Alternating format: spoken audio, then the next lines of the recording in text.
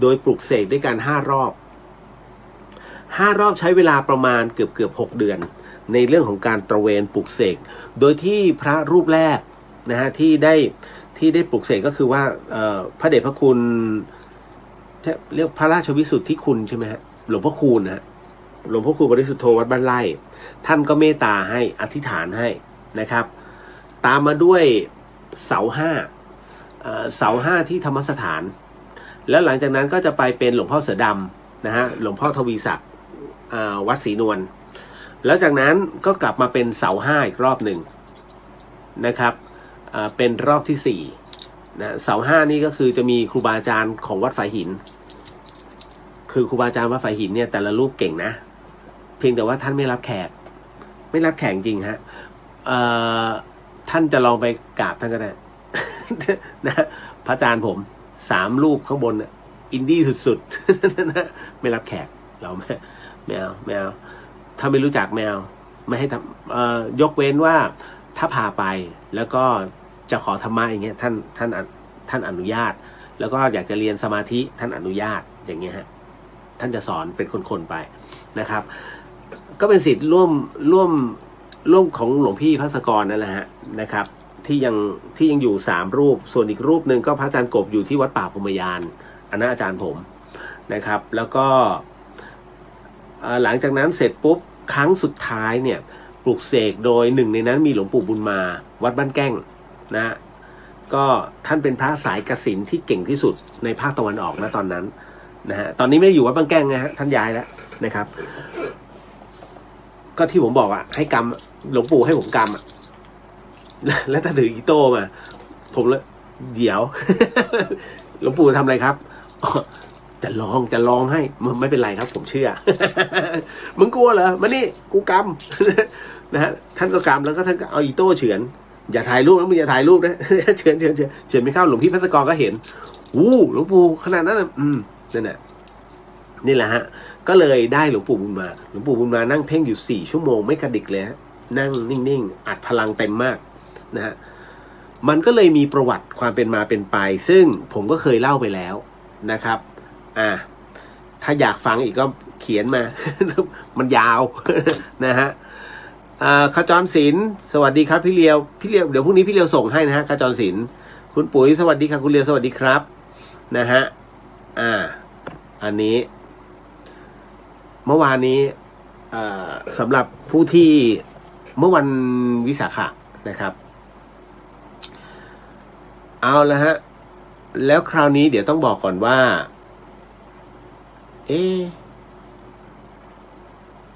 เดี๋ยวนะฮะ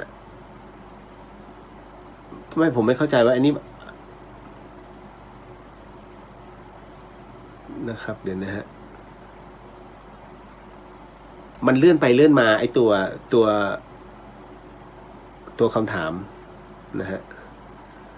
ขออนุญาตถ้าสมมุติว่าผมทักไม่หมดนะฮะเพราะว่าไอ้ตัวเนี้ยไอ้เครื่องเดอะเฮียนเนี่ยฮะเกเรมากพอกดปุ๊บมันจะกลับไปข้างบนใหม่นะฮะขออนุญาตนะฮะอ่านเรื่อย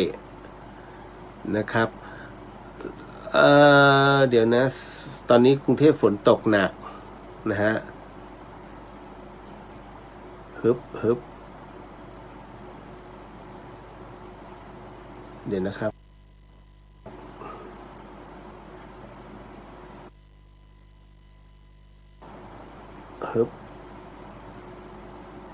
โอ้มันย้อนกลับมาเรื่อยๆครับอ๋อคุณมุนาบอกฝนตกหนักมากครับตอนนี้ก็ระมัดระวังแล้วกันฮะไม่รู้ว่าจะยังไงอากาศเป็นอย่างนี้ฮะต่อมาคุณชัยนุวัฒน์สวัสดีครับพี่เลียวสวัสดีครับทำไมวิญญาณต้องมีกลางคืนทำไมจึงไม่มีกลางวันน้องเขาถามมาทำไมวิญญาณต้องมีกลางคืนทำไมจึงไม่มีกลางวันเดี๋ยวนะจริงๆทั้งกลางวันกลางคืนมีวิญญาณหมดนะฮะเพียงแต่ว่าเราเองเนี่ยไม่สามารถรับรู้หรือว่าสัมผัสได้แค่นั้นเองนะคือถ้าบางท่านเนี่ย ที่เขามีสัมผัสพิเศษพวก X-Men ทั้งหลายเนี่ยเขาก็จะรู้ว่าตอนเนี้ยมันมีวิญญาณอยู่นะแต่ไม่ใช่อยู่ๆแบบเฮ้ยมาเห็นกันโจ่งครึ่มไม่มีใครเขาทำกันหรอกฮะนะฮะคนเห็นคนเห็นนะมักไม่พูดไอ้คนที่พูดนะมักไม่เห็น นะหลายครั้งนะในรายการต่างๆที่เขาเอาไปออกบางทีผมก็รู้แล้วไอเนี่ยโม ไอนี่ของจริงเนี่ยเราก็จะรู้ไงนะฮะเพราะฉะนั้นถึงได้บอกว่าวิญญาณเนี่ยเขามีทุกตอนเพียงแต่ว่าอย่างที่พี่เดียวบอกว่าหลายๆที่มักจะเห็นวิญญาณตามผัสสะต่างๆนะฮะตามอายตนะเนี่ยไม่ว่าจะเป็นตาหูจมูกสัมผัสนะฮะแล้วก็ในส่วนของนิมิตมาได้หมดเลยนะฮะเพราะฉะนั้นณส่วนตรงนี้นี่เองเนี่ยนะเรารับรู้ได้เพราะวิญญาณเนี่ยอยากจะสื่อกับเราอย่างเช่นกลิ่นมาแล้วฮะควันทูบกลิ่นทูบนี่นู่นนั่นนะฮะถ้ามาให้เห็นอาจจะให้เห็นแบบลางๆหรือว่ามันมีบางอย่างตกนะฮะมาในเรื่องของสัมผัสมันบางทีสัมผัสได้อุ้ยขนลุกเลยดูสิเหมือนกับปฏิจจ์ตอนที่ดูดไฟและไอตัวนี่เลยไอตัวเนี้ยมันค้างอยู่ตัวไฟมันจะค้างอยู่ตอนดูดก็เลยต้องพูดกันหลวงพี่ขอเอาไปทำงานเพื่อที่จะพิมพ์งานแจกในงานหลวงพี่แหละ ไม่แล้วที่มันน่าตกใจก็คือตอนที่เสียบคือเราก็คุยกันเล่นๆนะเฮ้ยถ้าได้ไฟล์ปฏิจจสมุปบาทมาจริงๆนะอยากได้แบบที่มันพิมพ์มาเลยไม่ต้องมาเฮ้ยเป็นไฟล์ PDF เหรอไฟล์ PDF มันทำไม่ได้ไงไฟล์ PDF มันต้องมานั่งทำใหม่นี่นู่นนะมันพิมพ์ไม่ได้ก็เลยทำไงดีว่าแล้วพอเสียปุ๊บมันขึ้นมาปึ้งปฏิจจสมุปบาทเป็นฉบับที่พิมพ์ฮะใช้ในโรงพิมพ์ตกใจมากซึ่งอันเนี้ยผมเขียนอยู่ในบทนำเลยมันเป็นเหตุการณ์ที่มันเกิดขึ้นจริงๆเลยฮะนะฮะเรียงลำดับเลยตึงจนกระทั่งถึงวาระนั้นเลยนะฮะถึงขนาดแบบขนลุกกันหมดเพราะว่าเหมือนหลวงพี่เจาะจงว่าเอาไปทำเพราะถ้าไม่ได้ทำมา9 ปีฮะก็เลยมีความรู้สึกแบบโอ้โหแบบซึ้งใจมากแล้วทุกอย่างมันโฟล์หมดนะฮะมันก็เลยเป็นเหตุให้เรารู้สึกว่าทำงานได้อย่างสบายใจไม่ค่อยมีอุปสรรคอะไรกับหนังสือปฏิจจสมุปบาทนะฮะเดี๋ยวก็รอแล้วกันถ้าพิมพ์เสร็จนะครับก็เดี๋ยวจะเอามาโชว์นี่แหละฮะต่อมาเดี๋ยววิญญาณทำไมต้องมีตอนคือกลางคืนเนี่ยการปรากฏนั้นมันมีพลังมากกว่าทำไมจึงมีพลังฮะเพราะว่าอย่างนี้ฮะคือวิญญาณเนี่ยเป็น1 หน่วยพลังงานซึ่งมีความสว่างของมันเนี่ยน้อยมาก16 จูลเนี่ยเล็กมากฮะนี่คือพลังของวิญญาณนะพลังของดวงจิตคนดังนั้นแสงไฟเนี่ยที่มันส่องมาเนี่ยมันจึงมีความเข้มข้นมากกว่า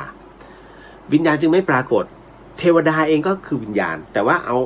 อาในส่วนของวิญญาณอย่างนี้ก่อนที่ทั่วๆไปนะฮะเมื่อมันปรากฏให้เราเห็นไม่ได้เขาจะแสดงอย่างอื่นแล้วกันเพราะฉะนั้นผัสสะทั้งหมดของคนเราเนี่ยมันมีด้วยกัน6 อย่างเพราะฉะนั้นแน่นอนที่สุดฮะมันจะต้องไปตรงไหนสักแห่งหนึ่งให้เรารับรู้ก่อนเพื่อว่าเข้ามาแล้วอยู่ๆเฮ้ยหูแว่วมีเหมือนเสียงเรียกเราเฮ้ยใช่เลยหรือว่ากลิ่นนี้มันคุ้นๆนะมันเป็นกลิ่นน้ำหอมที่เขาใช้ก่อนตายหรือหลับอยู่ฝันถึงแล้วก็มาบอกอย่างเงี้ยฮะเพราะฉะนั้นกลางวันเนี่ยมาได้ไหมมาได้แต่เปลืองฮะมันเปลืองกำลังของเขาการปรากฏหรือว่าการทำอะไรสักอย่างหนึ่งให้รับรู้โดยฉับพลันเนี่ยเขาเปลืองกำลังบุญนะฮะมันคือการลงทุนมันเหมือนกับการควักเงินที่จะซื้อของจาก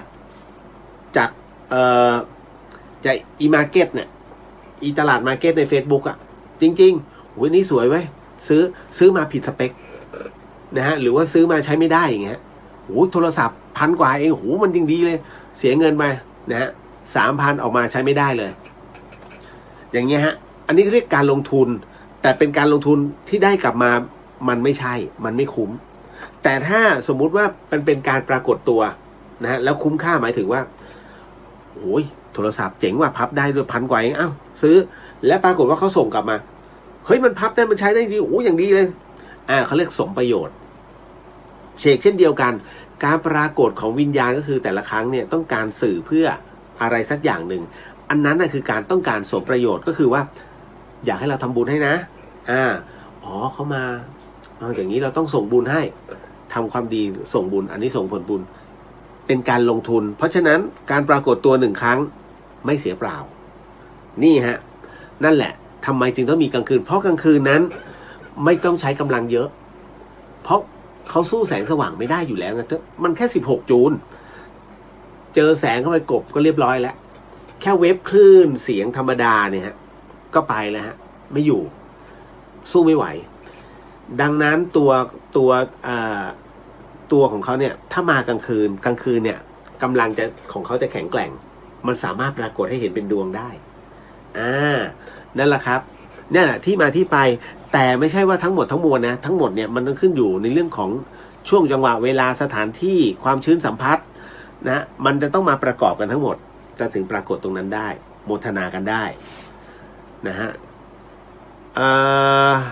ตามมาด้วยวันนี้มีพี่คนหนึ่งถามมาว่าของที่เขาเอามามอบแล้วก็แสดงความอาลัยในงานศพพอจบงานต่างคนต่างแย่งเอากลับบ้านมันสามารถทำได้ไหมอันนี้ผมตอบไปแล้วนะฮะแต่บางคนยังไม่ทราบก็ไม่เป็นไรถือว่าตรงเนี้ยเอาให้เป็นในเรื่องของธรรมทานไปด้วยคืออย่างนี้สังเกตไหมฮะเดี๋ยวเป็นพัดลมบ้างเดี๋ยวเป็นอาสนะบ้างหรือว่าเป็นช้อนต่างๆนานาเนี่ยหรือบางที่เขาเป็นมาม่าอะไรก็ว่าไปเป็นตับนะฮะถามว่าเอามาในงานศพเนี่ยพอหลังจากเสร็จปุ๊บเนี่ยเฮ้ยมาม่าเยอะวะดึงมานั่งกินก็ได้ไหมทำได้ครับคือของที่เขาเอามามอบในงานศพเนี่ยฮะมันเป็นของที่เขาเอามาให้เจ้าภาพแล้วก็แสดงความอาลัยแต่ไม่ได้เอาไปถวายพระนะคือของถวายพระก็คือของที่เป็นพระสังฆทานอันนั้นน่ะของถวายพระน่ะถ้าใครเอาไปก็น่ะหัวทิ่มเมาหรอกไม่ใช่ถูกลูกศิษย์ตบนะอันนั้นคือของพระนะฮะอันนั้นน่ะเอาไปไม่ได้แต่ถ้าสมมุติว่าของในงานศพถ้าเจ้าของงานเนี่ยเขาอนุญาตก็ไม่เป็นไรแต่ถ้าเจ้าของงานเขาเอาเองเนี่ยเอาไปเอาไปใช้แล้วแต่คราวนี้ผมจะบอกก่อนว่าสิ่งที่เขาเอาไปนำไปถวายนะฮะไม่ว่าจะเป็นอะไรก็แล้วแต่ผมยกตัวอย่างนะที่ผมเขียนไว้ใน Facebook เนี่ยตุ้ย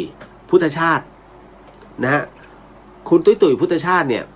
ถวายเป็น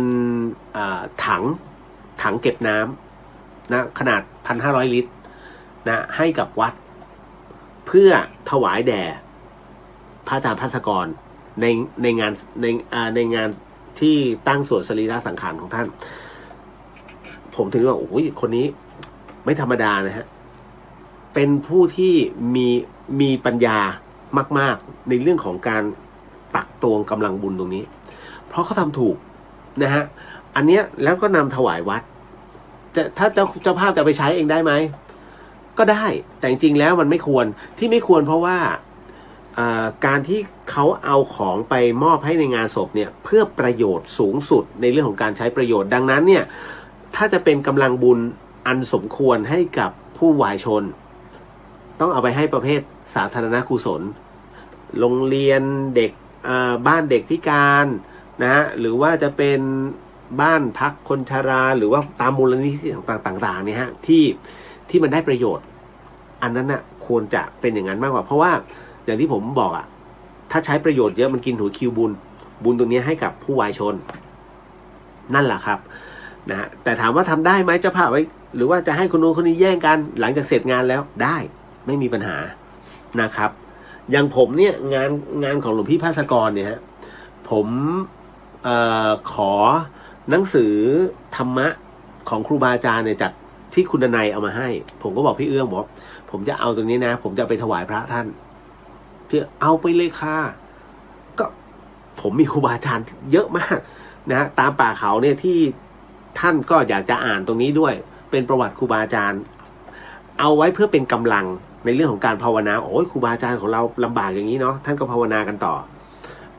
มันคือมันมีประโยชน์นั่นแหละผมจะเลือกเอาถ้าผมจะเอาพัดลมผมพระก็ต้องเสียเงินค่าไฟนะฮะเพราะฉะนั้นไม่เอาดีกว่าอะไรที่ท่านต้องเสียผมจะไม่เลือกเอานี้แล้วกันหนังสือได้ประโยชน์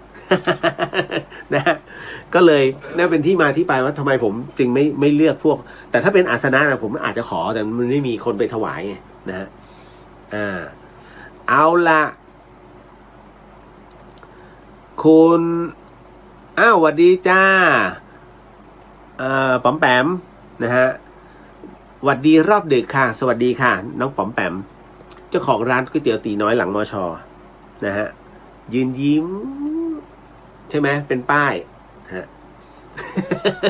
นะ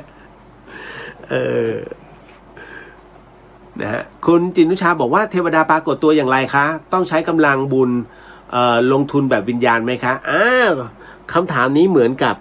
น้องคนนี้ที่ถามว่าอยากถามว่าเทวดาท่านยังวนเวียนอยู่ในโลกมนุษย์ได้ด้วยหรือคะแล้วท่านมาแบบไหนคะ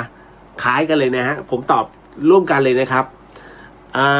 อย่างของคุณจินชาบอกว่าเทวดาปรากฏตัวอย่างไรเทวดานั้นท่านมาเป็นดวงครับเป็นดวงจิตนะฮะอันนี้เดี๋ยวสิ่งที่ผมพูดอย่าเชื่อนะฮะถ้าสมมุติว่าครูบาอาจารย์ท่านมีกำลังในเรื่องของสมาธิจะเห็นเป็นองค์เลยฮะเพราะเรื่องนี้บังเอิญครูบาอาจารย์ท่านเผลอแล้วก็คือพูดกับพระอุปถากนะฮะแล้วผมก็อยู่ตรงนั้นด้วยนะฮะไม่บอกชื่อนะฮะแต่ว่าท่านมรณภาพไปแล้วนะท่านก็บอกโอ้ยเทวดามานะองค์ท่านงามเหลือเกินนะฮะเปล่งประกายเหลือเกินเราเทศท่านก็มาฟังนะฮะแล้วพอท่านเงยหน้าลืมไปว่ามีโยมอยู่กลุ่มหนึ่งมีอยู่5 คน พวกผมนั่งอยู่สาธุกับท่าน ก็คือได้เป็นภูมิเป็นความรู้นะฮะคือท่านจะรับรู้นะว่าใครจำแรงอะไรมาหรือว่าเทวดามาร่วมโมทนาอย่างหลวงแม่อาจารย์แม่ชีเพียงเดือนอันนั้นสายอภิญญาหลวงแม่บอกตอนที่ผมท่องบทวิมุตติธรรมคำสอนเนี่ยท่องหลวงแม่บังคับมา500 จบให้ได้500 จบแล้วคุณค่อยลงมาปลายห้องสวดมนต์ห้องที่ตุนุกทำพระสังฆทานทิพย์ผมโดนทำโทษก็ไปท่องใช้เวลาอยู่พอสมควรนะลงมาถึงเสร็จปุ๊บหลวงแม่บอกโมทนาสาธุคุณเทวดามาร่วมโมทนาตั้ง500 องค์นั่นนะเพราะว่าคุณตั้งใจนะกังวลไงเพราะอาจารย์แม่ชีเพียงเดือนท่านดูกายทิพย์ได้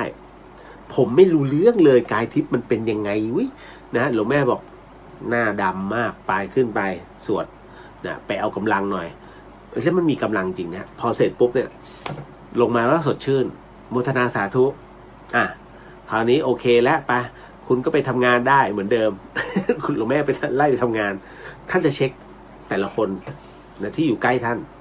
ว่าใครเป็นอะไรใครทำอะไรไม่ดีมาไปทำอะไรมากายทิพย์ดำปีเลยสวยอีกแล้วโดนอีกแล้วปลายสวดมนต์ โดนประจำคือเทวดาจะมาแบบนั้นฮะเทวดาจะมาสำหรับผมนะฮะเทวดาจะมาเป็นดวงเพราะอะไรเพราะเคยเห็นด้วยตาไหมไม่ใช่ฮะผมเห็นเป็นภาพถ่ายคนแรกที่ถ่ายคือพี่เพกเป็นโยมที่มาปฏิบัติธรรมที่ธรรมสถานในความมืดมิดของอาคารธรรมสถานวันนั้นจำได้แกมาถึงแกก็ยกกล้องเชะตอนนั้นมันเป็นกล้องดิจิตอลเพิ่งมาใหม่ๆไม่โทรศัพท์ยังถ่ายรูปไม่ได้แกเป็นกล้องดิจิตอลถ่ายเชะแล้วแกก็เอามาให้ดูเฮ้ยดูดิเนี่ยเป็นดวงขาวมากเทวดาครับหลวงแม่ยังบอกอันนี้เทวดาโชคดีมากเลยเพกถ่ายรูปติดเทวดานั่นนะฮะนั่นคือครั้งแรกที่ผมเห็นนะฮะแล้วก็ครั้งต่อมาก็คือที่ลานโพแล้วก็ครั้งล่าสุดก็คือที่หลวงพี่นุกอโหสิกรรมนะฮะแล้วผมถ่ายรูปนะฮะแล้วก็มีดวงสีขาว2 ดวงตอนแรกมีดวงเดียวก่อนแล้วก็เป็น2 ดวงแล้วก็เป็น3 ดวงโอ้ยมากันเยอะเลย เทวดาท่านมาแบบนั้นนะครับสำหรับผมนะแต่ถ้าสำหรับครูบาอาจารย์แล้วน่าจะมาเป็นร่างนะครับผิดกับวิญญาณฮะวิญญาณมาแค่เพราะเขาไม่มีกำลังแต่เทวดานั้นสมบูรณ์ด้วยพละกำลังเป็นที่เรียบร้อยดังนั้นเนี่ยท่านจะมาปรากฏรูปของท่านเนี่ยในรูปแบบต่างๆเพียงแต่ว่าถ้าเรามีสมาธิสูงพอก็รับรู้ได้นะฮะนะตรงนั้นแล้วอันนี้เก็ตนะครับเดี๋ยวก่อนเพราะว่าผมต้องไล่ตอบนะครับแล้วก็ต้องใช้กำลังบุญเทวดาไม่ต้องใช้กำลังบุญเลยครับนะฮะเทวดานั้นท่านจะมาแค่โมทนาบุญก็มาเมื่อไหร่ก็ตามที่เราสวดมนต์คนเดียวมาพี่แล้วท่านจะรู้ได้ไงว่าเราสวดมนต์บางทีหนูก็แอบสวดหรือว่าหนูก็สวดในใจตัวจิตนะฮะคนเรานั้นจะมีพลังออร่าคนที่เป็นคนบุญนั้นมักจะถูกตามด้วยไม่ว่าจะเป็นเทวดาหรือสัมภเวสีเพราะอะไรเพราะเขารู้ว่าคนนี้เป็นคนบุญแล้วเมื่อไหร่ก็ตามที่คนบุญนั้นทำบุญโมทนาถูกไหมหลับตาแล้วนึกง่ายๆฮะคุณผู้ฟังสมมุตินะฮะเราไม่มีจริงๆแต่เรารู้ว่าไอ้คนนี้มันมีหมายถึงว่ามีจะกินแล้วถ้าเรารู้ว่าเขามีกินแล้วเขาเป็นคนที่ชอบแจกชอบให้ทานของกินแล้วของดีๆทั้งนั้นเลยแต่เราเนี่ยโอ้โหโควิดก็ขาดรายได้ทำไงดีไม่มีกินน่ะแต่คนนี้เขามีกินแล้วเขาก็แจกเราก็ไปรับอยู่เรื่อยๆจนเวลาเขาไปไหนเนี่ยถามว่าเราจะตามเขาไปไหมนะฮะตามเพื่อดูซิวันนี้เขาจะแจกอะไรเพิ่มเติมหรือจะอยู่บ้านนิ่งๆเป็นผมก็ตามการตามเขาหมายถึงว่าเนี่ยเขาก็ต้องไปแจกแล้วก็ไปรับใหม่ก็มีกินเหมือนกันนะดังนั้นเนี่ยถ้าสัมภเวสีหรือทวยเทพเทวดาเนี่ยท่านรู้ว่าตัวเราเป็นคนที่ชอบทำบุญมันจะมีพลังออร่าเข้ามาให้เห็นคนทำบุญกับคนไม่ทำบุญผิดกันเลยนะฮะเพราะฉะนั้นคนดีคนชั่วจึงผิดกันออร่ามันผิดกันนะฮะพอเขาเห็นตรงเนี้ยคือคนเทาๆเนี่ยฮะบางทีอย่างผมเนี่ยเทาๆแต่เขาก็ตามนะเพราะว่าเฮ้ยบางทีผมไปบอกบุญที่นู่นที่นี่ที่นั่นเสร็จปุ๊บเนี่ยแล้วเราพอนำถวายปุ๊บเขาก็ขอเราก็โมทนาให้เพราะฉะนั้นเหมือนกันฮะเวลาเราจะสวดมนต์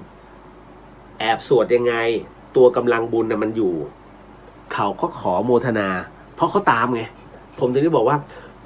คนบุญไม่จะถูกตามเพราะตามเมื่อไหร่เขาทำฉันจะได้โมทนาเพราะโอ้ยคนนี้เขาทำตลอดเลย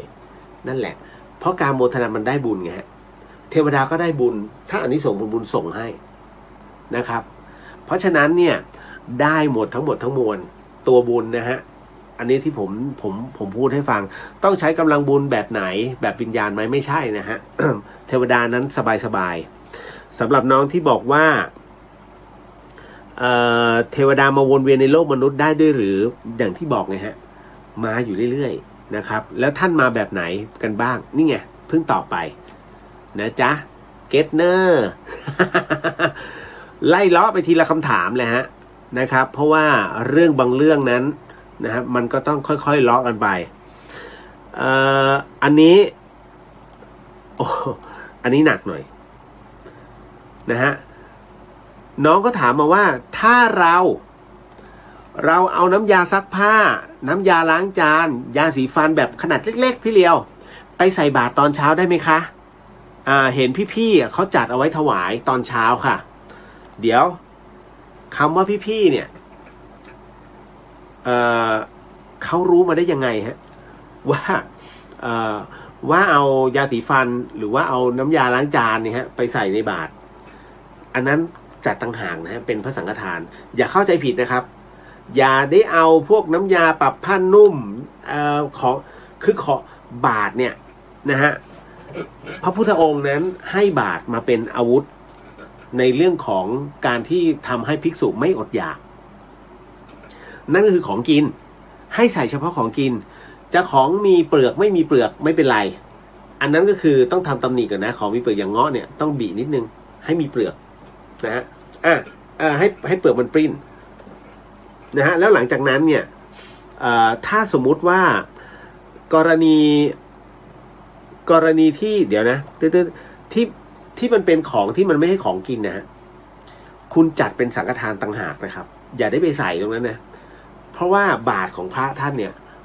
พระพุทธเจ้าให้เฉพาะของกินนะครับดังนั้นมันเหมือนไปแกล้งท่านถ้าจัดต้องจัดต่างหากเลยนี่แหละฮะอย่าไปแกล้งนะแล้วมันเป็นอะไรที่เดี๋ยวท่านจะอาบัติด้วยซ้ำนะครับ คือเรื่องบางเรื่องต้องเข้าใจพอสมควรนะเวลาถวายของพระเนี่ยให้กับพระนะครับนะฮะไปบอกพี่ๆเขานะว่าให้จัดเป็นพระสังฆทานดีกว่าอย่าเอาไปแบบถวายแบบนั้นอีกไม่เหมาะครับไม่เหมาะสมนะครับหรือไม่ก็เอาไปที่วัดเลยง่ายสุดนะครับต่อมา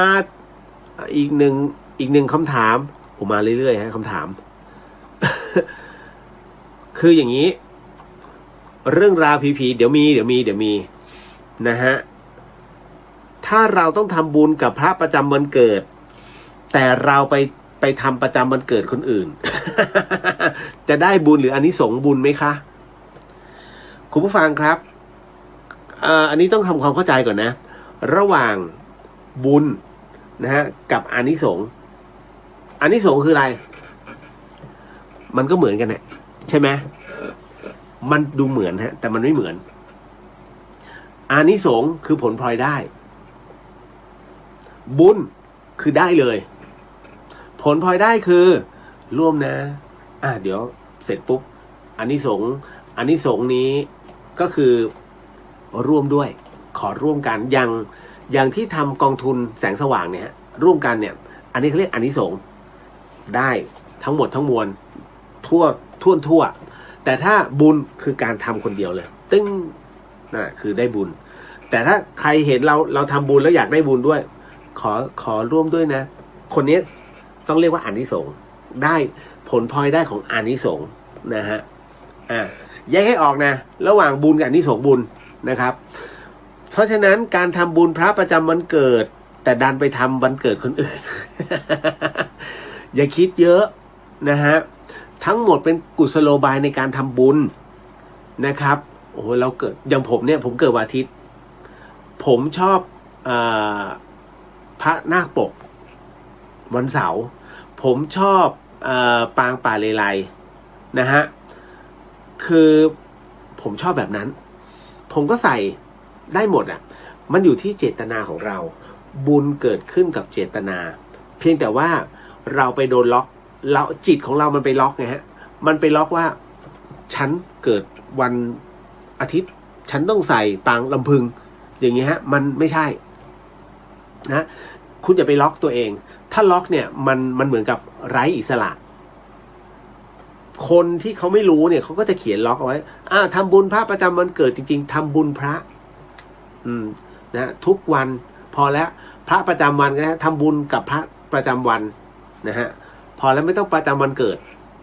นะครับไม่งั้นมันก็เลยทำเป็นการเข้าใจผิดนี่แหละก็เลยอันนี้บอกไว้ก่อนนะครับอะไรก็ได้คุณผู้ฟังในเรื่องของการทำบุญนะฮะอย่าไปหลงมันนะครับเอาล่ะผมเชื่อมั่นว่าหลายคนเนี่ยเหมือนผมโอ้ยวันเนี้ยพระปางวันเนี้ยสวยจังอยากทำแต่มันไม่ใช่วันเกิดเราคุณไปล็อกบุญตัวเองไม่ต้องล็อกครับอย่าไปล็อกถ้าไปล็อกปุ๊บมันจะอยู่แค่นั้นนะนะครับคืออย่างนี้มันเหมือนกับเราคิดเยอะเกินไปคือในเรื่องของการทำบุญอย่าไปคิดมากทำเลยนะฮะแล้วเดี๋ยวมันจะรู้เองว่าบุญเนี้ยทำจริงไม่จริงอย่างที่พี่เลียวบอกเสมอนะฮะว่ากองทุนแสงสว่างต้องการแสงสว่างอย่ารุนแรงวันนี้มันขึ้นมาแล้วนะฮะแล้วเห็นไหมทุกคนอึ้งเลยผมยังยืนคุยแบบเปยมาแบบไม่รู้ตัวเลยโหยสว่างแล้วว่ะมันมืดมาตลอดเลย วันนี้มันมีแสงแล้วพี่แล้วน้ำตามันซึมๆ มันภูมิใจนะฮะที่เราได้เห็น นะฮะส่วนในเรื่องของกู่ก็เสร็จแล้วนะฮะติดไฟเรียบร้อยสวยงามก็รอแค่ลวดลายกับหินอ่อนนะฮะแล้วก็เป็นภาพปั้นรูปปั้นเป็นประติมากรรมนูนสูงนะฮะของเป็นรูปหน้าของพระอาจารย์ท่านนะของหลวงพี่ภัสกรนะครับก็คราวนี้ก็จะเป็นในส่วนตรงนี้แหละของงานศิลป์ล้วนนะฮะส่วนโรงครัวก็เรียบร้อยนะฮะเหลือไม่แน่ใจว่าห้องฉันใช่ไหมหอฉันนะฮะอย่างเดี๋ยวหอฉันก็สำคัญนะอันนี้ผมบอกไว้ก่อนนะฮะมันทำให้อิ่ม อิ่มครูบาอาจารย์มาอิ่มอยู่แล้วนะฮะ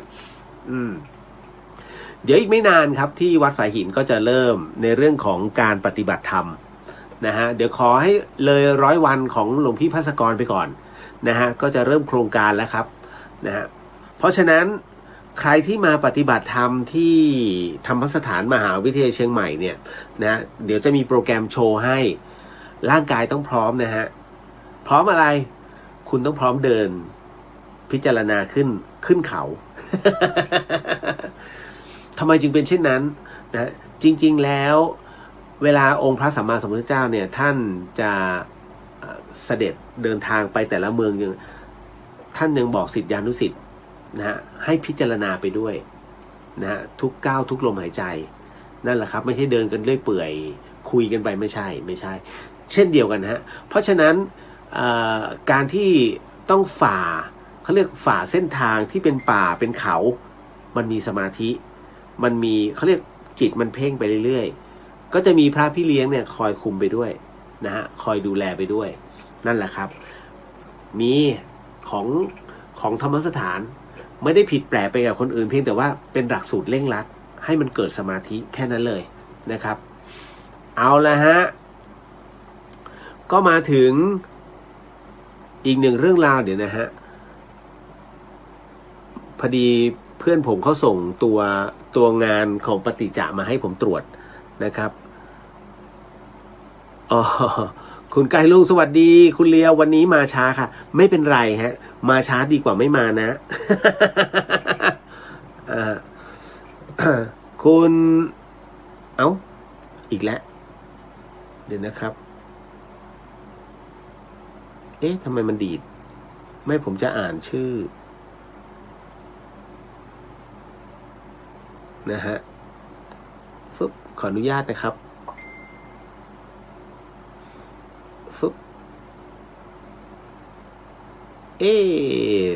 คือมันดีดตลอดเลยอันนี้คุณภาวิการบอกว่าคุณเรียวเคยบอกว่าเวลาสวดชุมนุมเทวดาแล้วลืมส่งท่านกลับจะมีผลอะไรคะวันนั้นคุณเรียวไม่ได้บอกอ๋อท่านก็ค้างฮะ ท่านก็จะติดอยู่นะฮะแต่จริงๆแล้วเทวดาท่านจะรู้นะฮะว่าลืมส่งกลับทุกขาปาตาจนิทุกขานะฮะบทเนี้ยนะฮะก็เป็นอะไรที่จริงๆแล้วท่านกลับเองก็ได้แต่จริงๆถ้ามีการส่งมันก็ดีไงลงมาแล้วมันก็เหมือนเธอมากินเลี้ยงก่อนที่บ้านฉันวันนี้บ้านฉันมีเลี้ยงเราก็ไปกินเสร็จตอนนี้ทุกคนง่วงแล้วจะนอนไปใครมาทางไหนมึงก็กลับไปทางนั้นกัน ไม่มีส่ง อารมณ์เดียวกันนะฮะเพราะฉะนั้นเนี่ยถึงได้บอกว่าไม่ส่งก็ไม่เป็นอะไรเพียงแต่มันก็ดูไม่เหมาะสมครั้งหน้าเชิญมาถามว่าเราจะไปไหมมันก็ไม่มาถูกไหมฮะเพราะฉะนั้นเนี่ยบททุกขปตานะมันจะเป็นบทเทวตาอุยะโยชนะคาถานะครับทุกขปตาจนิทุกขานะฮะก็จะเป็นบทนี้นะดังนั้นเวลาเชิญมาแล้วต้องส่งนะครับไม่งั้นเขาเรียกสายหัว ไป นะฮะเทวดาท่านมีบุญเทวดาท่านก็คือเป็นคนและเป็นคนบุญเพราะฉะนั้นดังนั้นอย่าไปอะไรนะฮะหมายถึงว่าอย่าไปลบหลู่มาก บางคนท้าทายแล้วคนประเภทไหนท้าทายเทวดามันไม่ใช่คนอย่างเราไงเป็นประเภทที่ไม่รู้แล้วยังต้องทำเป็นคือมันกลายเป็นวจีกรรมนะกับกายกรรมที่ทำลงไปนั่นแหละ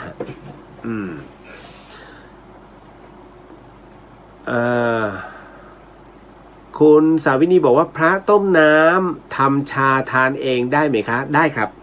นะฮะถือว่าเป็นยาไม่มีปัญหาเดี๋ยวอยู่ไหนขอโมทนาบุญนะฮะว่าเดี๋ยวอันนี้มาถึงแล้วนี่แป๊บหนึ่งน้ำตาลฟูนะฮะน้ำตาลฟูที่ส่งมานะครับถึงแล้วนะครับก็วันนี้ผมนำถวายหลวงพี่เขมไป2นะครับแล้วเดี๋ยววันพรุ่งนี้จะถวายหลวงพี่นุ๊กอีก2แล้วนำขึ้นถวายพระอาจารย์วิศวัตร2เอาจริงนะผมไม่เคยรู้เลยว่าน้ำตาลฟูคืออะไรจนกระทั่งวันนี้หลวงพี่เขมบอกลองโอ้โหหอมมากหวานมากนะฮะน่าจะมีส่วนผสมของการพูขิงนะฮะแล้วก็น้ำตาลใช่ไหมนะฮะ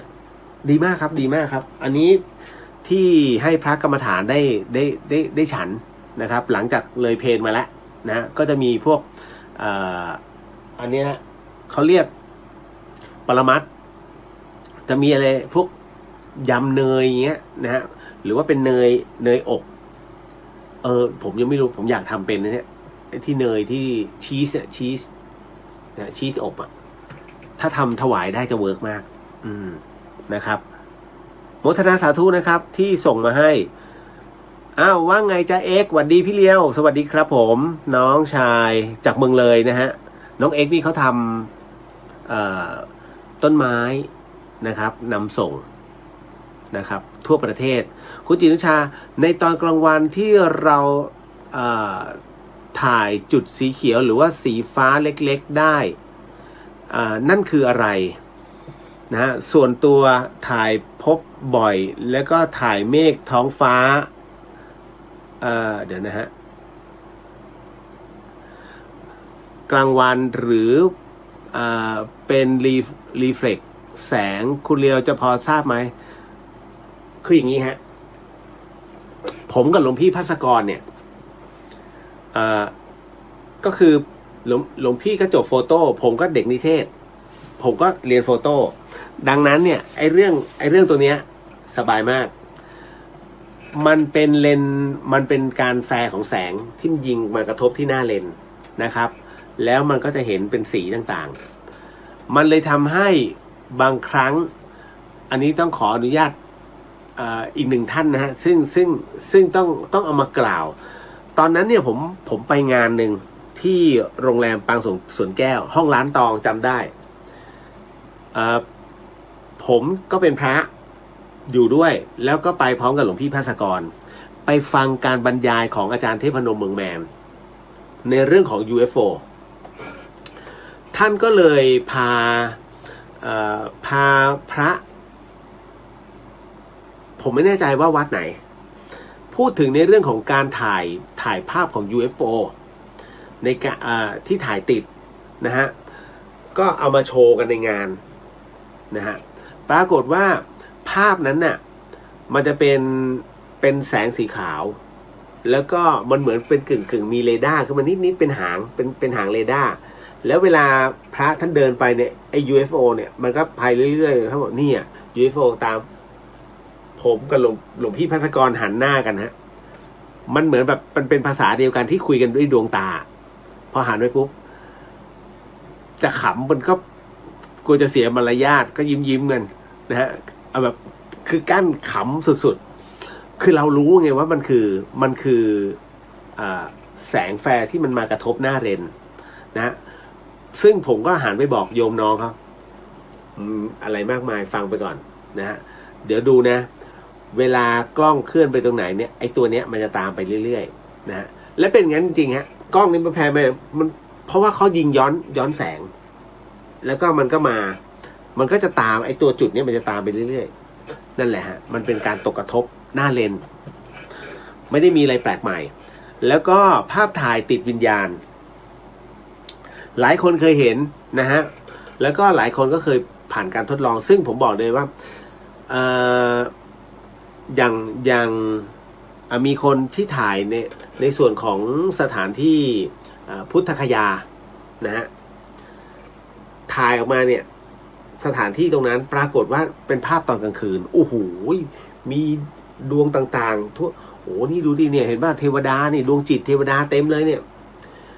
ผมก็เอามาดูเสร็จปุ๊บหลวงพี่อย่าโกรธนะผมขอพูดเรื่องจริงนะที่หลวงพี่ถ่ายมาฝุ่น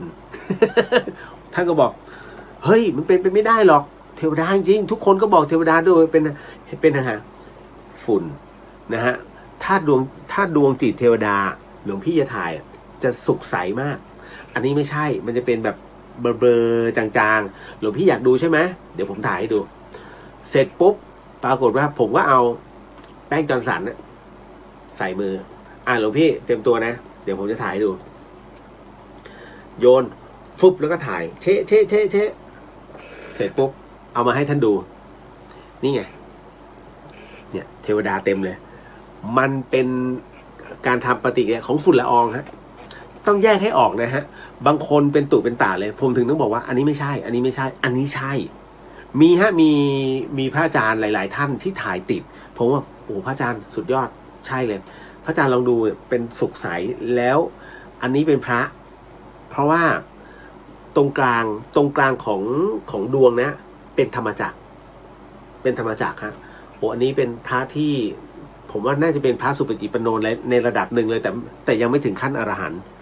ทำไมผมถึงต้องบอกว่าไม่ถึงขั้นอรหันต์เพราะว่าดวงจิตของพระอรหันต์แล้วเนี่ยนิพพานแล้วท่านไม่มาเลยยกเว้นว่าบางรูปที่ท่านยังอยู่ที่อนาคามีหรือว่าสกิทาคามีอย่างเงี้ยอันเนี้ยท่านยังต้องทำบำเพ็ญต่ออย่างนี้ยังมาปรากฏให้เห็นทุกอย่างต้องบำเพ็ญต่อนะฮะไม่อันนี้คือแลกเปลี่ยนเป็นความรู้แล้วกันไม่ใช่ว่าอยู่ๆเฮ้ยพี่เลี้ยงไม่ใช่ผมก็ไม่ได้เก่งอะไรมากมายนะเพียงแต่ว่าเราสามารถถ่ายทอดตรงนี้ได้แล้วก็ครูบาอาจารย์เนี่ยบอกเอาไว้มันเป็นงี้เราก็รับรู้ตรงนี้ได้แค่นั้นเองมันเป็นเพราะว่าเราเคยเห็นมาก่อนนะฮะเพราะที่เนี่ยที่ธรรมสถานนั้นนะท่านจะเอาในเรื่องของ1 เจวเวลรี่2 พระเครื่อง3 พระธาตุทั้งหลายเนี่ยเอามานั่งดูส่องคัดพระธาตุนะฮะทำเป็นเล่นไปผมนี่ถูกนั่งคัดพระธาตุเป็น1,000 เม็ดน่ะเป็น1,000 องค์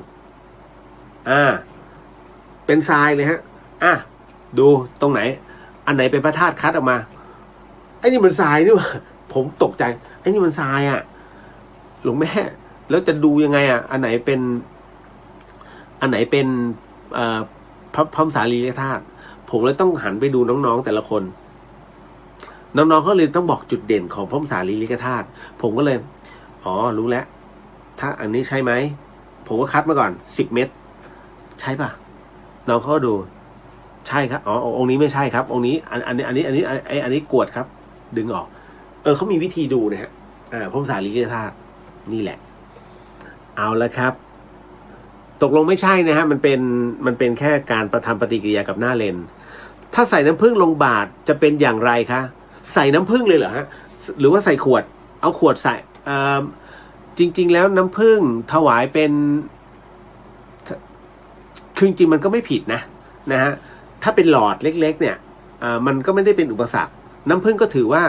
ฉันกับอะไรก็ได้ข้าวก็ยังฉันได้นะน้ำผึ้งเพียงแต่ถ้าสมมุติว่ามันเป็นขวดเลยผมแนะนำว่าถวายวัดไปถวายที่วัดดีกว่า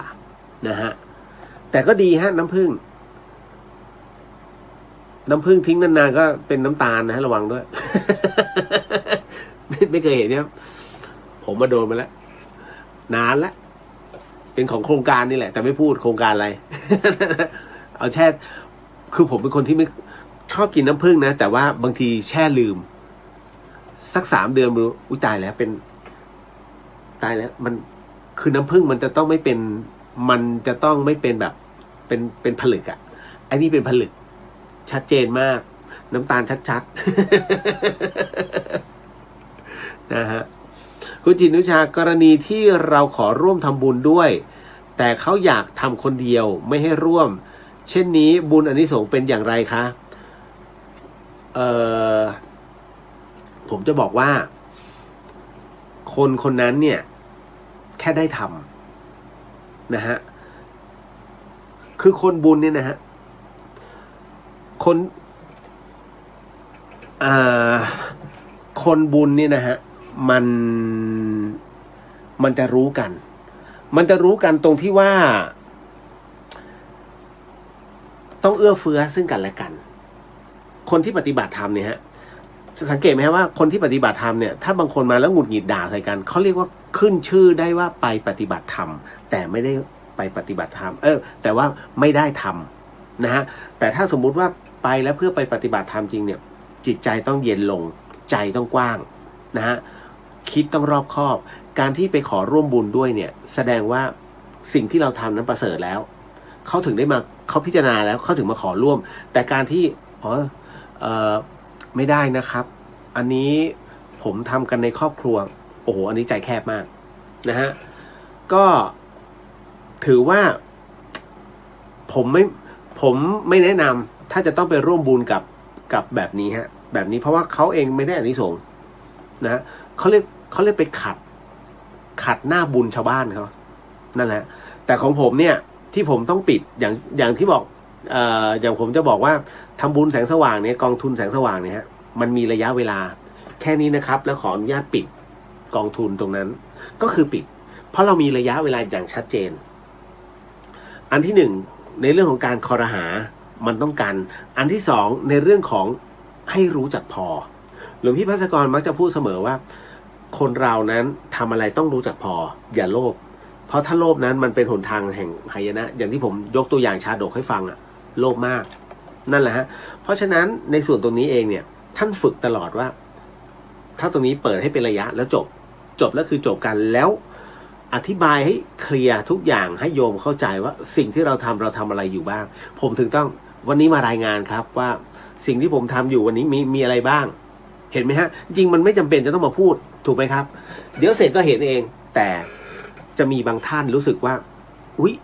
ไอสิ่งที่เราทำลงไปเขาเอาไปทำอะไรหรือเปล่านะเกิดความไม่แน่ใจนะฮะเพราะฉะนั้นผมเองต้องรายงานตลอดวิธีการนะครับเพราะความเชื่อมั่นมันจะเกิดขึ้นนี่แหละฮะเอาล่ะครับต่อมาคุณสาวินีพระอาจารย์เคยบอกว่าเทวดาลงมา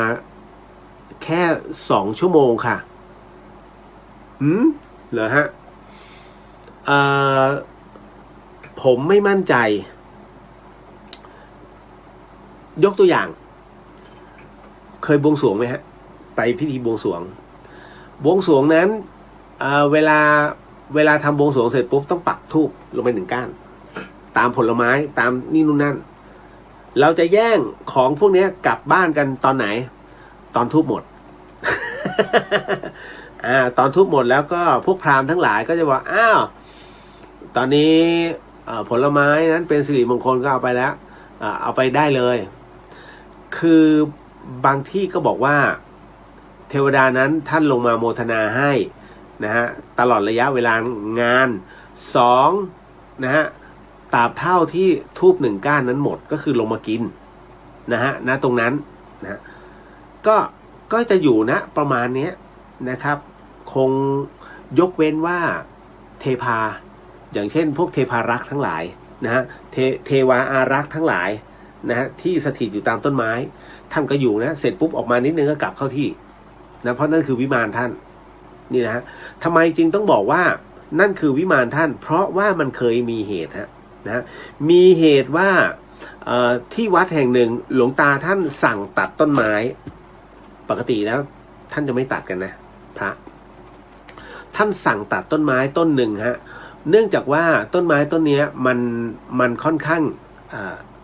อันที่1เปราะบางเพราะว่าเวลาลมพัดเนี่ยกิ่งมักจะตกลงมาเสมอนะฮะเดี๋ยวจะไปขวางถนนบ้างเดี๋ยวไปทับตัวองค์เจดีย์บ้างนะฮะแล้วอันที่2ก็คือว่าท่านจะขยายถนนแล้วมันขวางก็เลยสั่งตัดปรากฏว่าหลังจากตัดปุ๊บปึ้งคืนนั้นฮะ หลังจากที่หลวงตาท่านทำสวดมนต์เสร็จปุ๊บและออกจากสมาธิเสร็จปุ๊บกำลังจะเดินมาดูตรงหน้างานท่านบอกว่าท่านเจอผู้ชายมาด้วยกัน3 คนแต่งตัวดีเลยแต่ไม่ใช่แบบใส่สูทผูกไทยไม่ใช่นะก็คือแต่งตัวแบบเราเลยครับแล้วก็มาคุกเข่าบอกหลวงตาผมก็มาเรียนถามด้วยความสงสัยว่าทำไมหลวงตาต้องพังบ้านผมด้วยหลวงตาก็อึ้งเดี๋ยวโยมเราจะไปพังบ้านท่านได้ยังไงเขามากลางคืนนะเขามากลางคืน3 คนนะฮะเราจะไปพังบ้านของเขาได้ยังไงเราก็อยู่วัดอย่างนี้ตลอดแหละหลวงตาครับผมอาศัยอยู่ในต้นไม้ที่หลวงตาสั่งตัดครับหลวงตาตกใจเลยอึ้งนิดนึงแล้วปรากฏว่าโอ้เสียใจด้วยเพราะว่าที่วัดเองเนี่ยจะพยายามขยายถนนแล้วตอนนี้ท่านมีที่อยู่ไหมทั้ง3 ท่านก็บอกว่าไม่มีเอาอย่างนี้ท่านจะพออาศัยตรงไหนได้ผู้ชาย3 คนนี้เขาก็ชี้ว่ามันมีต้นนั้นน่ะที่มีเจ้าของแต่เจ้าของเขายังไม่มาเดี๋ยวผม3 คนจะไปอยู่ตรงนั้นก่อนนะฮะหลวงตาบอกว่าเดี๋ยวถ้าสมมุติว่าตรงเนี้ยสร้างเสร็จปุ๊บหลวงตาจะทำศาลให้ชาย3 คนก็ยกมือกราบแล้วก็ค่อยๆถอยแล้วก็หายไปหลวงตาก็อึ้งท่านบอกโอ้อารักษ์ประจำต้นไม้มานะฮะท่านก็ใช้เรื่องเทศนั่นแหละครับนั่นคือสิ่งที่เราก็พอจะรับรู้ว่าต้นไม้1 ต้นเนี่ยมีเป็นที่อยู่ของพวกเทวดาอารักษ์นั่นแหละครับอันนี้ก็เล่าสู่กันฟังนะฮะเอาละฮะก็คุณมุนาบอกว่าเขาเรียกปานามัตค่ะ ผมมาเรียกปรมัตกันตลอดเลยนะฮะอันนี้ไม่ทราบจริงๆเรื่องเวลานะฮะเรื่องระยะเวลาต่อมาคุณจิตนุชาบอกว่าซื้อที่ไหนคะน้ำตาลฟูไม่ทราบครับเนี่ยฮะมีโยมส่งมาให้น่ารักมากนะครับเนี่ยฮะเป็นแบบนี้แล้วหอมมากนะครับเป็นครั้งแรกจริงนะฮะที่ได้เห็นอย่างเงี้ยไม่แล้วทำให้ผมอย่างนี้ครูบาอาจารย์สายกรรมฐานท่านบางรูปท่านก็จะฉันนะฮะ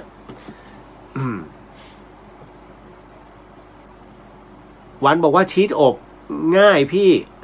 เอาเข้าไมโครเวฟได้นะพี่มันไม่ให้ชีสทุกชีสนะวันท่านจะมีชื่อของชีสที่ใช้ทำแตกต่างไปจากนั้นเนี่ยอาบัติชื่ออะไรวะจดอยู่นะฮะไม่ได้ไหมมันจะไม่ใช่ทุกชีสแต่ว่าเป็นชีสแต่ชีสใช่แต่ไม่ใช่ชีสทั่วไปมันจะมีชีสพิเศษอันหนึ่งที่พระกรรมฐานใช้นะฮะพี่จดมาท่านให้ชื่อไว้นะครับ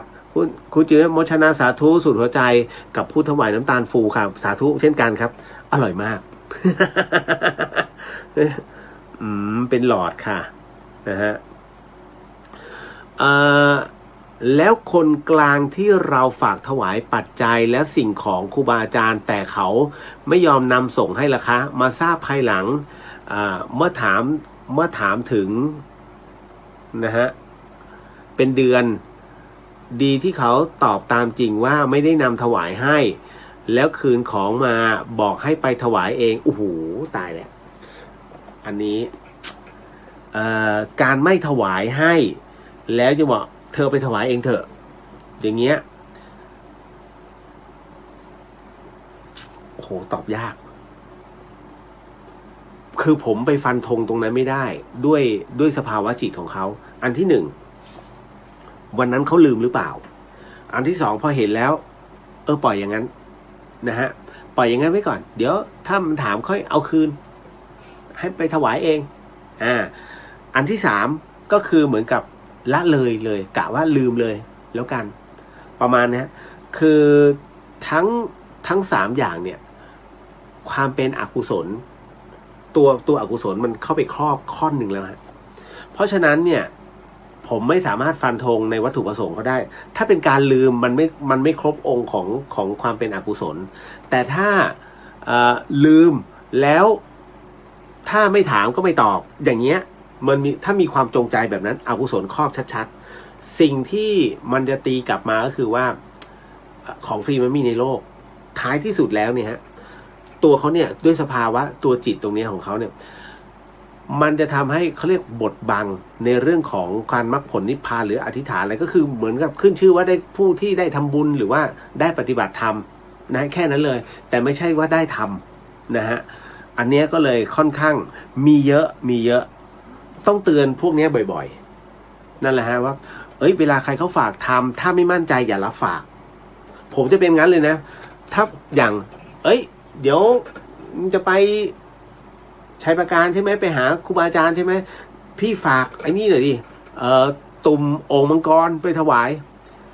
ถ้าเราคิดว่าเราเอาไปได้เอามาเลยพี่เต็มที่แต่ถ้าคิดว่าพิจารณาแล้วเนี่ยไม่ใช่อยู่ๆอยากพิจารณาก็เอาเลยไม่ใช่นะถ้าพิจารณาแล้วมันไม่ได้จริงบอกเขาเลยว่าโอ้โหพี่รถผมมันรถคันเล็กอ่ะมันไม่ใช่รถปิกอัพที่จะบรรทุกโอ่งได้ขออภัยจริงฮะอันนี้พี่นำส่งต่างหากดีกว่าแต่เดี๋ยวผมไปบอกพระอาจารย์ให้ว่าพี่จะส่งนี่แค่เป็นคนกลุยทางให้อย่างเงี้ยได้นะเพราะฉะนั้นเนี่ยผมจึงบอกไม่ได้ด้วยวัตถุประสงค์ตรงนี้นี่แหละฮะแต่ถ้าคนไหนที่คิดว่าจะรับฝากบุญของเขาเพื่อส่งต่อให้ยังพระสงฆ์ทำไม่ได้อย่าทำนะฮะเพราะไม่งั้นมันจะตีกลับเข้าตัวนั่นแหละครับอันนี้เตือนเอาไว้ด้วยขอบพระคุณมากๆกับคำถามนี้ดีมากๆเลยครับเพราะว่ามันมีหลายคนที่เป็นแบบนี้จริงๆอันนี้จริงนะครับก็เลยมอบตรงนี้เอาไว้ให้เป็นวิทยาทานทุกๆคนด้วยให้อย่าได้เป็นทางถ้ารับปากแล้วทำไม่ได้อย่ารับปากเหมือนกับขอยืมเงินน่ะอารมณ์เดียวกันยืมแล้วต้องคืนแต่ถ้ายืมแล้วไม่คืนนี่มันนอนไม่หลับแล้วมันทุกข์ทั้งคู่ทุกทั้งคนให้ยืมหลังจากที่เงินออกจากกระเป๋าปุ๊บทุกทันทีเลยมันจะใช้ภาวะแล้วมันจะเขาดาวสิ้นเดือนแล้วเธอลืมอะไรบ้างสิ้นเดือนแล้วอะไรเหรอ จากเคยเป็นลูกหนี้มันจะกลายเป็นเจ้านายทันที เราก็ตามเนาะคืนดี แต่ถ้าเขาเรียกรักษาสถานภาพนะขอใช้คำว่าขอเลยเฮ้ยเธอไม่มีมีป่ะ200ขอฉันขอนะ ย้ำฉันขอนะคำว่าขอแล้วให้เนี่ยคือไม่ต้องคืนแล้วมันไม่ทุกข์ทั้งคนให้แล้วก็ไอ้คนขอเนี่ยมันก็จะเป็นอะไรที่โอเคเพื่อนช่วยเหลือมันรักษามิตรภาพแต่ถ้ายืมถ้าใช้คำว่ายืมเนี่ยหมายถึงว่าสุดของคนที่จะขอยืมแต่มันจะทำให้ไอ้คนที่ให้ยืมเนี่ยทุกข์ดังนั้นทำยังไงไม่ให้ทุกข์เฮ้ยเธอยืมสัก5,000เนี่ยเดี๋ยวสิ้นเดือนให้โอ้โหเงินเดือน 15,000 วันนี้มายืม 5,000 ถ้าเงินเดือนออกปุ๊บเนี่ยจาก 15,000 มึงต้องใช้นู่นใช้นี่ปุ๊บนึกในใจแล้วกูไม่ได้คืนแน่ๆ 5,000 เป็นเบี้ยหัวแตกแน่ๆเอางี้แล้วกันเธอฉันตัดสินใจคือฉันน่ะไม่มีหรอกถึง 5,000 ตอนเนี้ยฉันมีอยู่ 1,500 เอางี้ฉันน่ะขอเก็บไว้สัก 1,000 นะฉันให้เธอเลย500ให้เลยเธอไม่ต้องมาใช้ฉัน500เอาไปที่เหลือเธอไปยืมคนอื่นถามว่าเอาไหมฮะกำขี้ดีกำตดเอาแต่มิตรภาพยังอยู่ไหมยังอยู่เพราะขอแล้วเราคนที่ให้ถือว่าเราช่วยเหลือเพื่อนถูกไหมฮะดังนั้นคุณก็จะนอนหลับเพราะคุณไม่มีเขาดาวจะใช้ปะวะและไอ้กรรมเขาดาวจะไปอยู่ที่คนอื่น คือส่งต่อกรรมให้คนอื่น นะฮะเอาล่ะต่อมาคุณจินนะขอบพระคุณนะคะคลายใจหลายปัญหาเลยค่ะสาธุครับนะครับอันนี้คุณกุ้งบอกว่ามันหายไปอีกแล้วเดี๋ยวนะฮะ ตายแล้วเดี๋ยวนะฮะ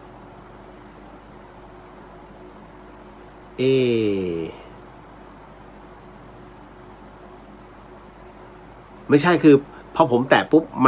มันเด้งขึ้นผมไม่ได้รีสตาร์ทมันแน่ๆเลยนะฮะเนี่ยกลับมาที่สัจจะใหม่แล้ว นะฮะผมก็ค่อยๆปาดขึ้นนะครับเต็มที่เมื่อกี้ถึงของคุณกรุงไงนะฮะ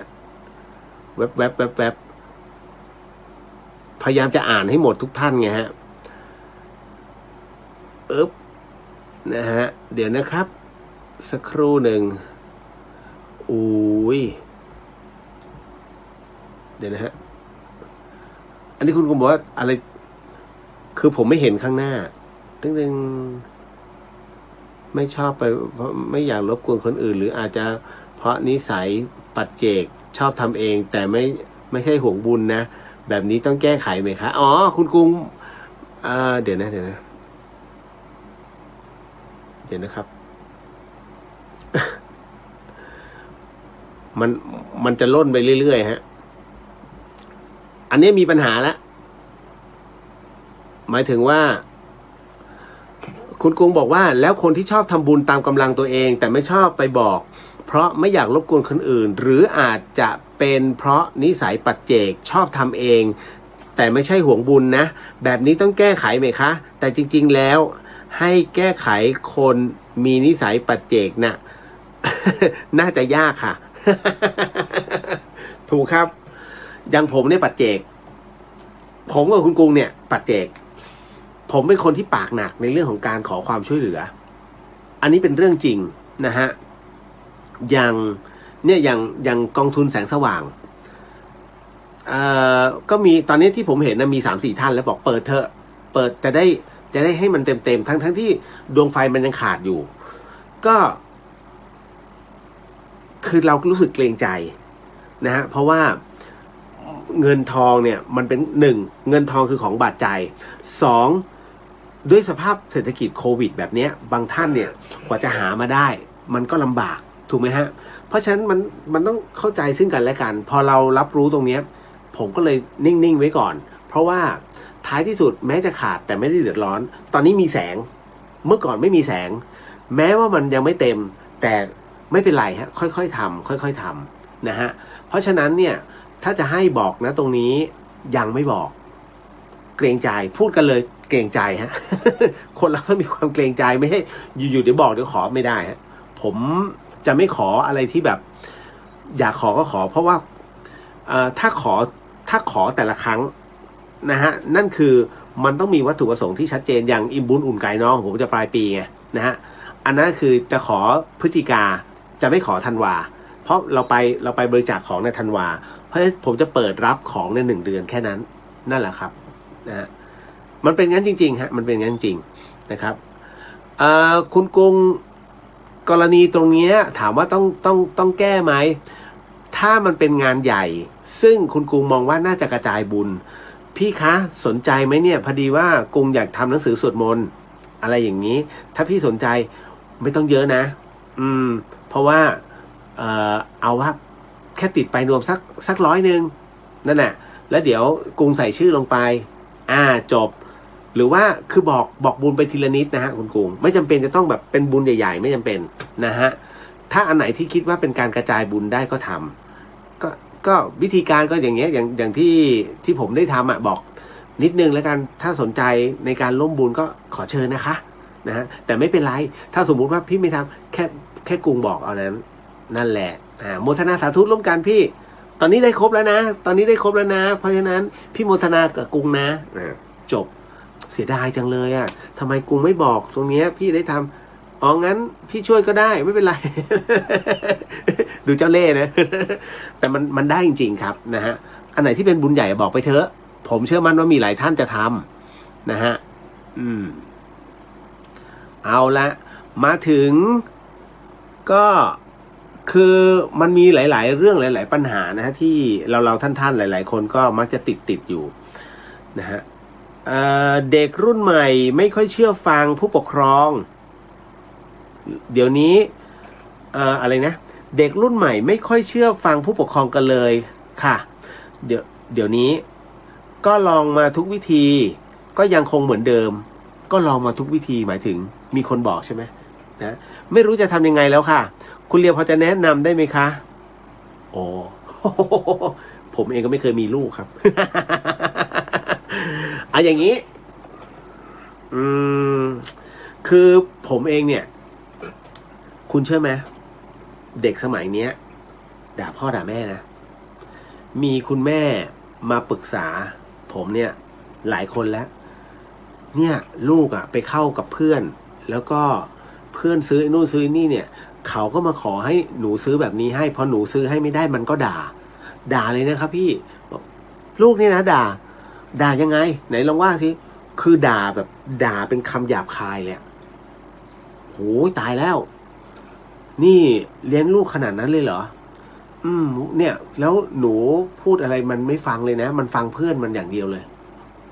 มันเป็นความคับแค้นใจของแม่ผมเข้าใจเลยฮะว่าด้วยโลกวิวัฒนาการตรงนี้มันเลยทำให้เด็กเป็นเด็กมัธยมนะฮะเกิดความก้าวร้าวแล้วใช้ระบบต่างประเทศซึ่งผมเชื่อมั่นว่าต่างประเทศเขาก็ไม่เถื่อนขนาดนี้มันเป็นระบบความเข้าใจภาวะอารมณ์ของเด็กมากกว่ามันเป็นฮอร์โมนซึ่งถามว่าณตรงนี้มันจะทำยังไงยากนะฮะต่อให้เราใช้นักจิตวิทยาคือต้องพาไปหานักจิตวิทยานะกว่านักจิตวิทยาจะอารัมพบทไปแล้วมันไปแล้วหนูไม่ได้เป็นโรคจิตนะจริงๆไม่ใช่นะฮะการไปหาจิตแพทย์นั้นหมายถึงไปปรึกษาเขาเรียกเอาแบกเอาภาระต่างๆหรือว่าภาวะต่างๆในใจเอาไปให้เขานะแล้วเดี๋ยวเขาจะแก้ปัญหาให้แค่นั้นเลยกรณีตรงนี้นะเด็กรุ่นใหม่ที่ไม่ค่อยเชื่อฟังผู้ปกครองนะฮะผมยกตัวอย่างในเรื่องราวของชื่อว่าเพริวาสชาดกแล้วกันของพระพุทธเจ้านะครับมันเป็นเรื่องราวที่องค์พระสัมมาสัมพุทธเจ้านั้นท่านใช้เทศให้กับพระภิกษุที่ดื้อรั้นไม่ค่อยฟังนะฮะจนเหมือนกับว่าท่านต้องเรียกมาเตือนคือเรื่องราวตรงนี้มันเกิดขึ้นสมัยของพระเจ้าพรหมทัตที่ในขณะที่ยังครองกรุงพาราณสีอยู่นะฮะณขณะนั้นองค์พระสัมมาสัมพุทธเจ้านั้นอยู่ที่แคว้นนั้นพอดีแล้วก็ภิกษุผู้ที่มีความดื้อด้านนะฮะไม่เชื่อฟังเนี่ยก็พระพุทธองค์ก็เรียกมาตักเตือนนะก็ยอมรับนะตรงนั้นพระพุทธองค์ก็บอกว่าเนี่ยมันไม่ใช่เรื่องครั้งแรกของท่านที่ท่านเคยทำมันเป็นเรื่องราวของตั้งแต่ชาติภพพระพุทธองค์พูดเรื่องนี้เลยฮะเกี่ยวกับเรื่องชาติภพฮะท่านก็เลยย้อนกลับไปบอกว่าเมื่อก่อนเนี้ยมีพ่อลูกคู่หนึ่งนะฮะเป็นพ่อลูกที่เรียกว่ารักในเรื่องของการตีกลองพ่อก็เลยสอนลูกให้รู้จักการตีกลองจนกระทั่งวันหนึ่งที่พาราณสีเนี่ยนะที่พาราณสีเนี่ยเขาก็มีงานประจำปีพ่อกับลูกสองคนเนี่ยก็ไปตีกลองนะในงานคือตีโชว์ด้วยก็ได้เงินมาเยอะแยะไปหมดเลยนะในขณะเดียวกันขากลับครับคุณผู้ฟังขากลับในขณะที่ทั้งพ่อลูกเดินกลับลูกยังเมามันอยู่การตีกลองนะก็ตีพ่อเขาบอกว่าลูกเอ้ยถ้าจะตีนะพ่อไม่ห้ามหรอกก็ตีไปเถอะแต่เมื่อถึงป่าลึกแล้วลูกจงตีกลองในจังหวะที่เรียกว่าเป็นจังหวะของขบวนเสด็จหรือว่าขบวนของเจ้าขุนมูลนายที่เขาจะเดินผ่านนะฮะให้ตีแบบนั้นก็ปรากฏว่าเด็กนั้นนะฮะลูกนั้นก็ยังตีอยู่ก็ฟังกันแหละพอเข้าสู่เขตป่าซึ่งป่านั้นมีโจรชุกชุมนะฮะลูกก็เลยตีกลองตึงตามจังหวะนะฮะพอโจรนั้นที่มันซุ่มกันอยู่เนี่ยพอได้ยินเสียงมันจะเป็นกองขบวนแล้วก็เลยต้องรีบหนีนะฮะเพราะมีขบวนมาถึงตรงนี้ต้องหลบเดี๋ยวถูกจับนะฮะพอตีไปเรื่อยตีไปปรากฏว่าไ อ้ลูกชายเบื่อมันก็เลยเปลี่ยนจังหวะนะฮะตีอย่างด้วยความเมามันอีกตุ้งพ่อเขาบอกว่าลูกอย่าไปตีแบบนั้นมันไม่ดีมันอันตรายนะลูกก็โอ้ยพ่อนี่ปลอดไปได้นะฮะเพราะฉะนั้นไม่มีอะไรหรอกตึงไอ้โจรเนี่ยที่ตอนแรกมันกลัวกับเสียงจังหวะกลองในขบวนของผู้ใหญ่ที่เขาเดินผ่านนะฮะอุ้ยทำไมมันจังหวะเปลี่ยนอีกแล้วก็เลยมาสะกดรอยตามดูปรากฏว่าเห็น2 คนพ่อลูกเนี่ยเดินมาโจรนั้นก็เลยปรากฏตัวขึ้นมาจากนั้นก็เลยทำการปล้นฮะแล้วก็รุมทำร้ายทั้งพ่อและลูกนะฮะสะบักสะบอมทั้งคู่จนกระทั่งผู้เป็นพ่อเนี่ยฮะค่อยๆคลานขึ้นมานะในร่างกายที่อาการสะบักสะบอมแล้วก็บอกลูกบอกว่าเห็นไหมพ่อบอกแล้วว่าเนี่ยให้เจ้าเนี่ยตีในจังหวะแบบนี้นะฮะนั่นคือเรื่องราวทั้งหมดที่เกิดขึ้นเพราะความดื้อดึงของเด็กคนหนึ่งนะฮะเขาเรียกว่าชาดกเรื่องนี้สอนว่าผู้ใหญ่พูดเนี่ยจงเชื่อฟังในสิ่งตรงนั้นนะฮะภาษาเราก็เรียกว่าเขาอาบน้ำร้อนมาก่อนเขาจะรู้นะฮะนี่คือสิ่งที่เด็กรุ่นใหม่ขาดไปมันเป็นชาดกเรื่องสั้นๆแล้วกันที่ผมยกมาให้ฟังนะฮะแล้วก็เด็กคนนั้นเนี่ยชาติปัจจุบันก็คือเป็นพระที่ดื้อดึงส่วนพ่อคือพระพุทธองค์เห็นไหมพระพุทธองค์นั้นท่านเกิดดับเนี่ยหลายชาติมากแล้วทุกชาติจะมีเรื่องราวหมดเลยนั่นคือชาดกนะฮะคุณกุ้งบอกว่าพระอาจารย์ภาสกรไลฟ์สดตั้งนานหลายเดือนไม่เคยพิมพ์อะไรเลยค่ะตั้งนานถึงเริ่มพิมพ์กลับนมัสการพระอาจารย์เพราะพระอาจารย์สนทนาไลฟ์ช่วยให้กุ้งเริ่มพิมพ์ถามข้อธรรมะกับพระอาจารย์ค่ะโมทนาสาธุครับดีแล้วฮะ หลวงพี่ภาสกรเนี่ยพลิกชีวิตโยมหลายคนเยอะมากนะฮะก็ถือว่าเป็นบุญกับหลายๆท่านเอาละได้เวลาจรแล้ว ใช่ไหมมันนะผมอาจจะไม่สนุกเท่าหลวงพี่ภาสกรนะครับก็ต้องขออภัยด้วยนะฮะเอาละก็เรียกว่าถือได้ว่าวันนี้เรามาพบเจอกันเฉพาะกิจจริงๆนะฮะเอาสาธุฮะสิ่งหนึ่งสิ่งใดที่ผิดพลาดพลั้งไปขออโหสิกรรมนะที่นี้ไม่ได้ตั้งใจหรือมีเจตนานะก็ขอมอบอานิสงส์ผลบุญในค่ำคืนนี้ให้กับคุณผู้ฟังที่ฟัง FM